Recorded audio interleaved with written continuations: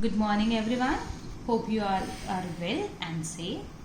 So as you remember that we had started Glimpses of India, and the first part of it is what? A baker from Goa. So today we will come to the line wise explanation of the chapter. Okay. This is a pen portrait of a traditional Goan village baker who still has an important place in his society. It's a pen portrait of traditional village of Goa whose bakers are still having an important place in their society. Our elders are often heard reminiscing nostalgically about those good old Portuguese days. The Portuguese and their famous loaves of bread, those eaters of loaves, might have vanished, but the makers are still there. We still have amongst us the mixers, the molders, and those who bake the loaves. Those age-old, time-tested furnaces still exist. The fire in the furnaces has not been extinguished. The thud and jingle of the traditional baker's bamboo heralding his arrival in the morning can still be heard in some places. Maybe the father is not alive, but the son still carries on the family profession. These bakers are even today known as patter in Goa. Generally, our elders found to talk about their old good Portuguese days. They happily talk about their days. They used to talk about the Portuguese and the famous loaves of bread. Now you are curious to know or wanted to know that what are the loaves of bread. Loaves of bread are the pav ke tukde. The eaters of loaves of the people, the eaters of loaf, the people who used to have loaves must be or might be vanished, but the makers or the people who used to make loaves are still there. We still have those people who used to mix the ingredients. Whenever we used to mix the ingredients, the result would be in the form of batter. Okay? So, we still have those people who used to mix the ingredients.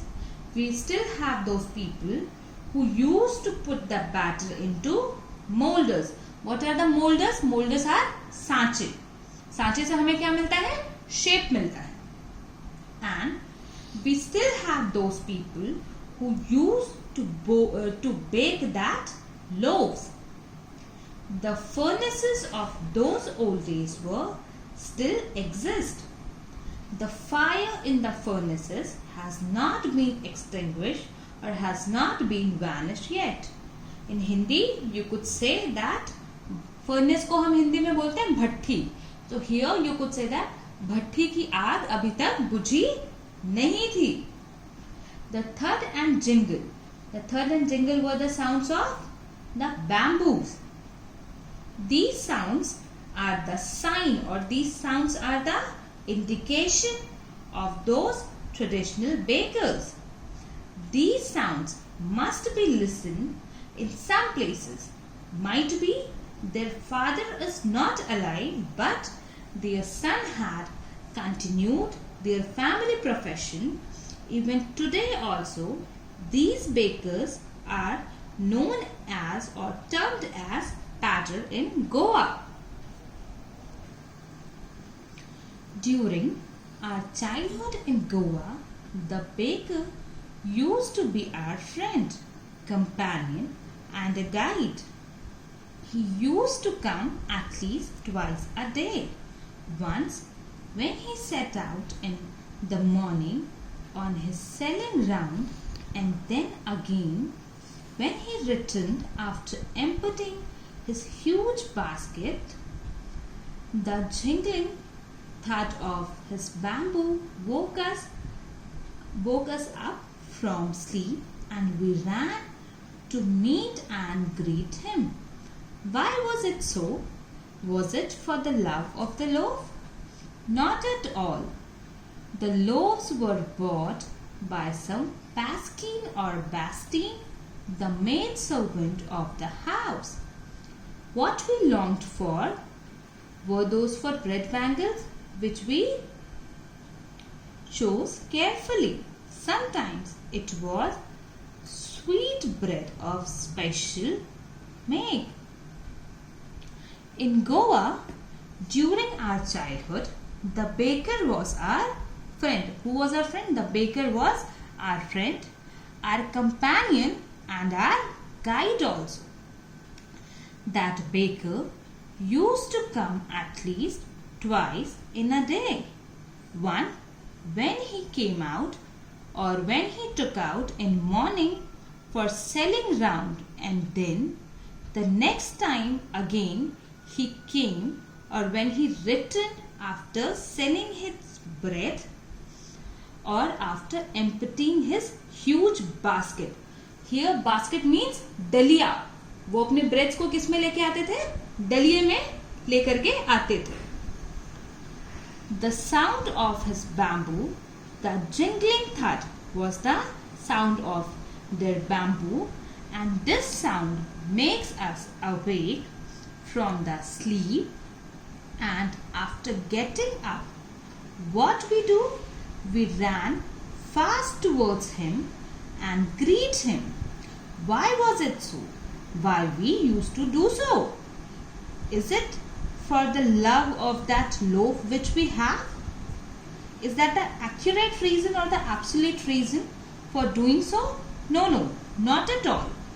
The bread loaves were purchased by the Pasquin or Bastine named maidservant of the house. For what we waited, or for what we longed, we waited for that bread bangles which we used to choose, or which we used to select very carefully. Sometimes what happened? Sometimes it was sweet bread of special make. The baker made his musical entry on the scene with the chang-chang sound of his specially made bamboo staff. One hand supported the basket on his head, and the other banged on the bamboo on the ground. He would greet the lady of the house with good morning, and then place his basket on the vertical bamboo. We kids would be pushed aside with a mild rebuke, and the loaves would be delivered to the servant. But we would not give up. We would climb a bench or the parapet and peep into the basket. Somehow I can still recall the typical fragrance of those loaves. Loaves for the elders, and but we wouldn't give up. We would climb a bench or the parapet and peep into the basket. Somehow I can still recall the typical fragrance of those loaves. Loaves for the elders and the bangles for the children. Then we didn't even care to brush our teeth or wash our mouths properly. And why should we? Who would take the trouble of plucking the mango leaf for the toothbrush? And why was it necessary at all? the tiger never brushed his teeth. Hot tea could wash and clean up everything so nicely after all. The baker often made a musical entry with his bamboo stick. His one hand supported the basket on his head while the other banged the bamboo on the ground. He would go house to house and greet the ladies before handling them over the loaves. The parents would scold their children and make them stand aside. But as eager as they were, they would climb a bench or the wall to peep into the basket. They didn't even bother to brush their teeth before having those bread bangles because it seemed unnecessary effort for them to pluck mango leaves from the branches to use them for brushing the teeth. They considered brushing unnecessary because the hot tea could effortlessly wash their mouth, and they thought, or they used to think, that tiger had never brushed their teeth.